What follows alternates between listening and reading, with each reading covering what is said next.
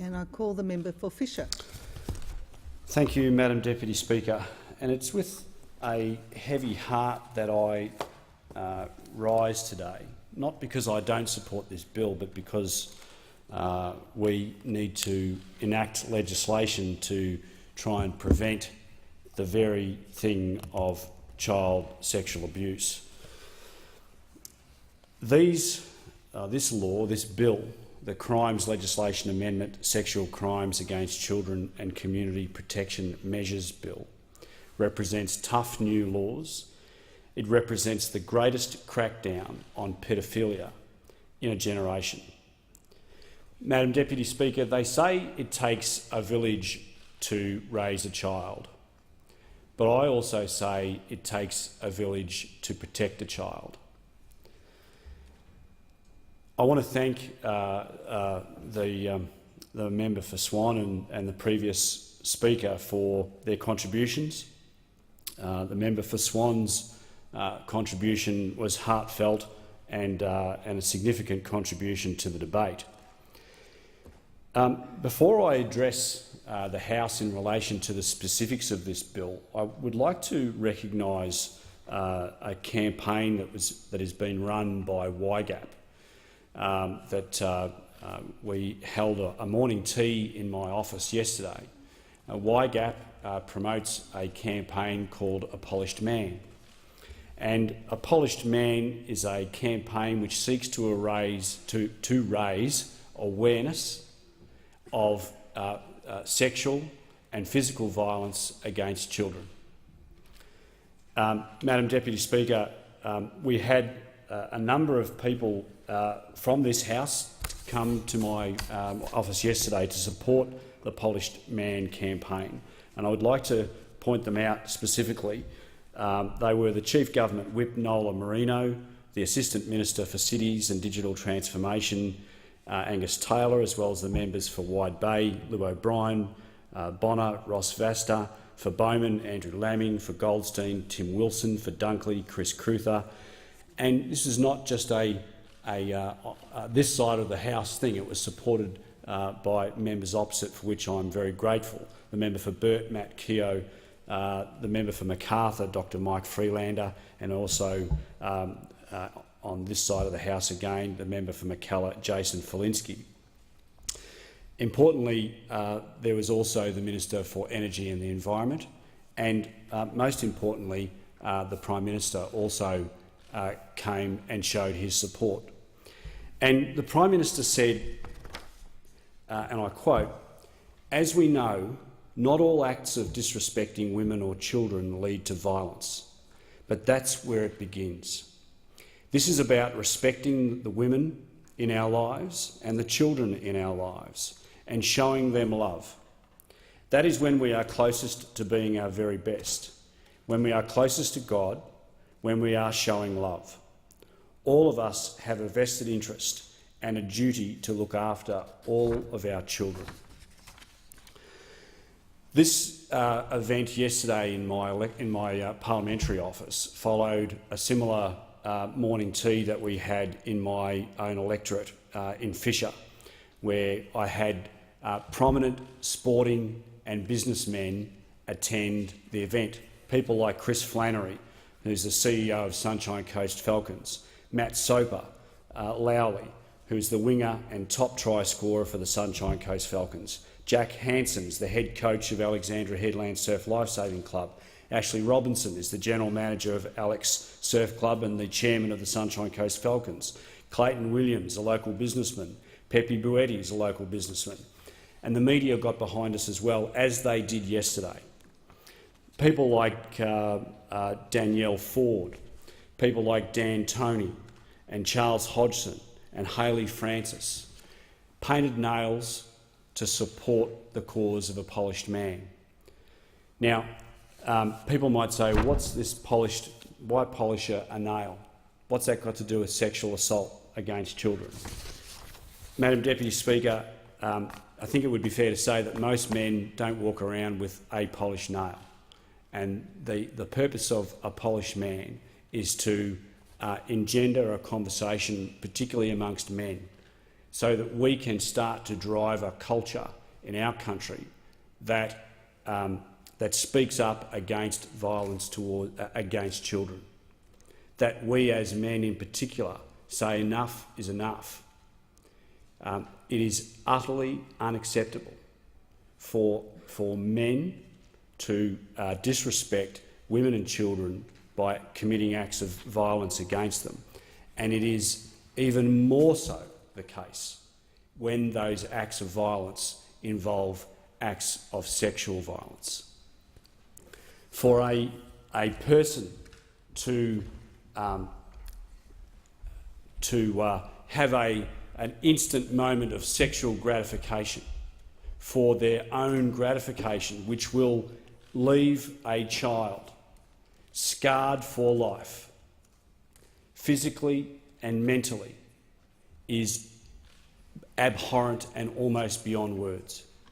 What is it, particularly about some men, that they would rather put their own sexual gratification for a short moment ahead or above the life of a child that will carry that event for the rest of their lives? It's a rhetorical question, and one that I will never cease, or I will never understand.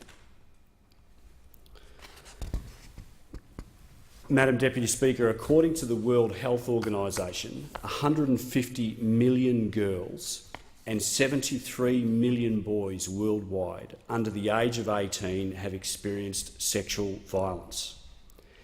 And one child dies. Just ponder on this. One child dies every 5 minutes at the hands of an adult around the world. And that is part of the reason why the significance of a polished man is because we wear a polished nail on one of our fingers out of our 5. 1 in 5 children, one child dies every 5 minutes.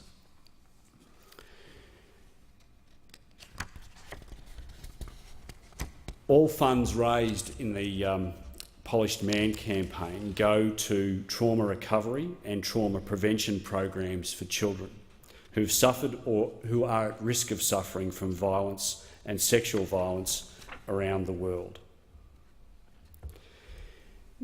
Madam Deputy Speaker, turning now towards the bill. This bill provides a comprehensive re-examination of the way in which we deal with those who commit the most heinous of crimes against our children.